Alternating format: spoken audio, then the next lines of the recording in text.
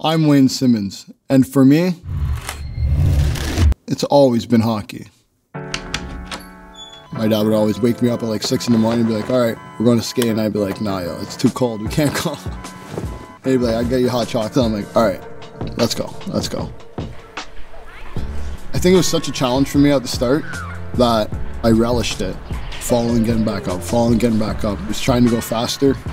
One day some kid asked me, he's like, do you play hockey? And I was like, no, I don't. And then I looked at my mom. I don't even know if she wanted me to play hockey. She kind of skidded away from me. But after that, that's all I did was bother her. I still remember the first day I showed up and I didn't even have some of the equipment. So I went out there and it was like Bambi. I'd have assignments, like career day, like what do you want to be? And the teacher's like, all right, pick a career. This one's easy, hockey player. No, you can't write this. I'm like, what do you mean? She's like, what are the chances of you being a hockey player? I'm like, pretty good. Like, not knowing it's like a 0.01 percentage like of people who actually play hockey actually make it to the NHL. And no matter what anyone said to me, I've never, ever in my life thought that I was gonna do anything other than play in the NHL. I remember it was like a snowstorm one time and it wasn't safe to drive. And the buses were still running. So I remember I left the house and I went to practice.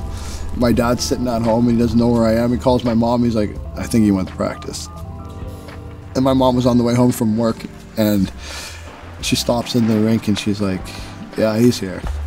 So I know I drove them crazy.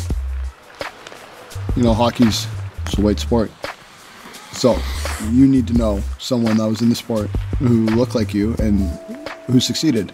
Who better to know than the first ever to do it? So when I was younger, my parents made me study Willie O'Ree.